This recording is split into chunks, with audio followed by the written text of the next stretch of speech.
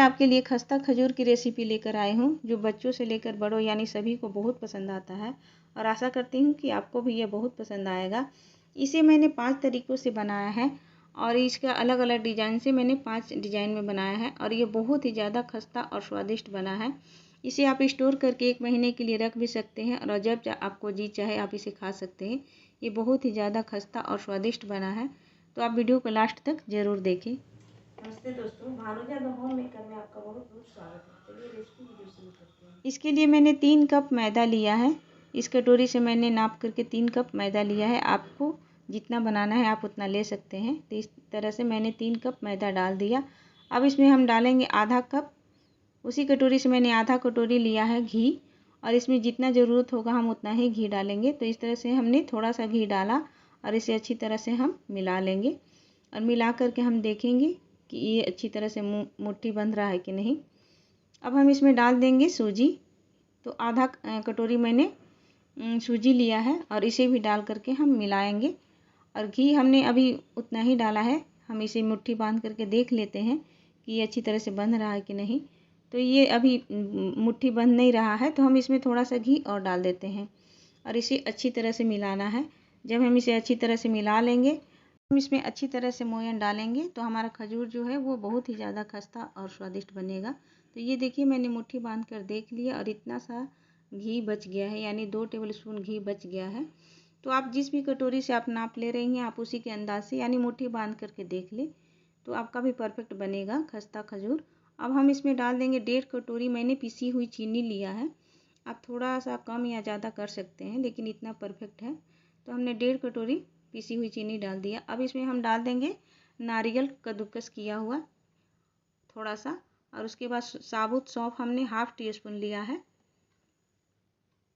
1 teaspoon सौंफ को मैंने दरदरा इस तरह से पीस लिया है और उसे भी डाल देंगे और थोड़ा सा 3-4 इलायची को मैंने हरी इलायची को इस तरह से पीस लिया है।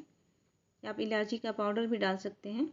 इस तरह से इन सभी को डाल करके हम अच्छी तरह से मिला लेंगे ताकि सारा चीज़ जो हमने डाला है वो अच्छी तरह से मिल जाए। अब इसमें हम थोड़ा थोड़ा करके पानी डालेंगे और इस तरह से मुट्ठी से बांधते हुए हम इसे मिला लेंगे।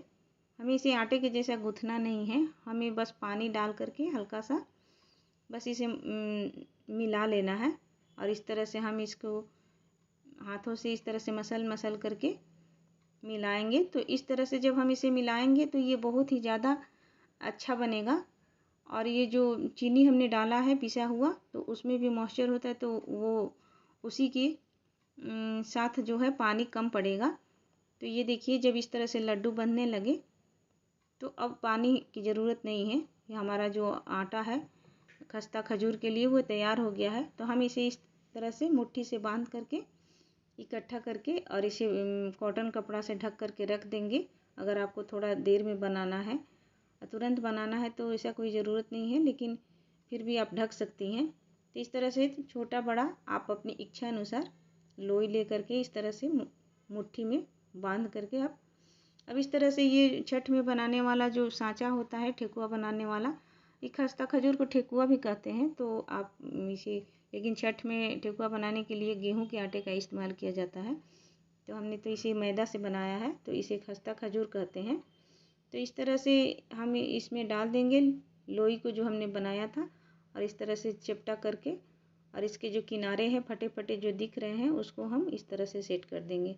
तो मेरे यहाँ तो इस तरह से किनारे को अच्छी तरह से सेट करके यानी चिकना करके ही बनाया जाता है। बहुत लोग इसे फटा फटा बनाते हैं, तो हम इसे इस तरह से सेट कर देते हैं। तो ये देखने में भी अच्छा लगता है और जब हम इसे तेल या घी में डालेंगे तो ये टूटेगा नहीं और वो फटा फटा रहता है तो वो हल्का सा टूट जाता है।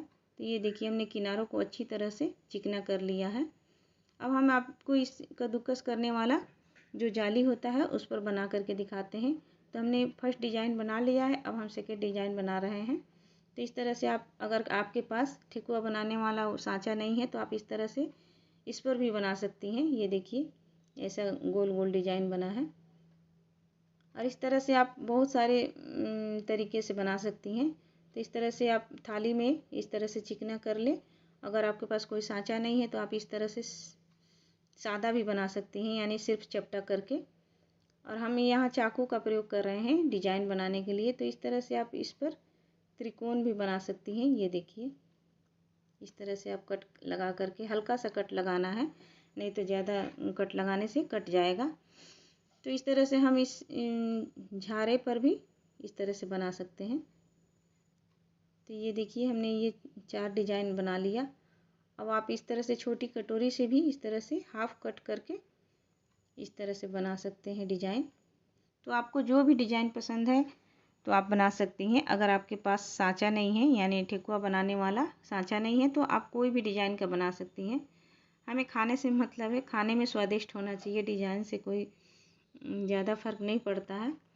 तो हमने घी गरम कर लिया है, क्योंकि ठेकुआ घी में ही ज़्यादा अच्छा लगता है। अगर आप रिफाइंड में बनाना चाहती हैं तो आप रिफाइंड में भी बना सकते हैं। तो हम इसे वट सावित्री पूजा के लिए बना रहे थे, तो मैंने वीडियो बहुत देर से पोस्ट किया, इसके लिए मुझे क्षमा कीजिएगा। तो ये देखिए, हमने घी अच्छी तरह से गरम कर लिया था। बहुत ज़्यादा तेज़ गरम नहीं करना है, हल्का सा बुलबुला आना चाहिए। और इस तरह से एक तरफ सुनहरा हो चुका है, तो हम इसे इस तरह से हल्के हाथों से पलट देंगे। और जब ये दूसरी तरफ भी हल्का सा सिक जाएगा, यानी हल्का गुलाबी हो जाएगा, तो हम फिर से इसे पलट देंगे। इस तरह से उलटते पुलटते हुए हम धीमी आंच में, हमेशा धीमी आंच में ही इसे सेकें, नहीं तो ये अंदर तक कच्चा रह जाएगा। तो ये मैदा का है तो अच्छी तरह से अंदर से नहीं सीखेगा, इसीलिए धीमी आंच में। ये देखिए, दोनों तरफ से गोल्डन हो चुका है, तो हम इसे निकाल लेते हैं। इस तरह से किनारे करके घी को निकलने देंगे, उसके बाद निकाल लेंगे। ये देखिए, अब हम बाकी बचे हुए खस्ता खजूर को इस तरह से डाल करके तल लेंगे। तो खस्ता खजूर बनाते समय हमेशा धीमा से मीडियम आंच में, हल्का सा मीडियम कर सकती हैं, लेकिन ज़्यादातर धीमा आंच में ही इसे बनाना चाहिए, तभी ये अच्छी तरह से बनता है। और ये देखिए, एक तरफ गोल्डन हो चुका है, तो हम इसे दूसरी तरफ से पलट देते हैं।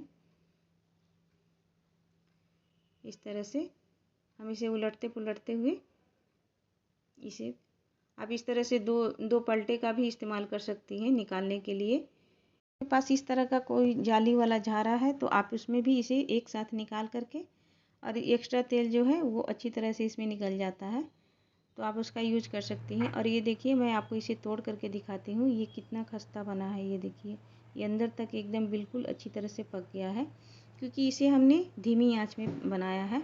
और इसमें हमने जो सीक्रेट चीज़ यानी जो सूजी डाला है, उसकी वजह से ये बहुत ही ज़्यादा खस्ता और स्वादिष्ट बना है।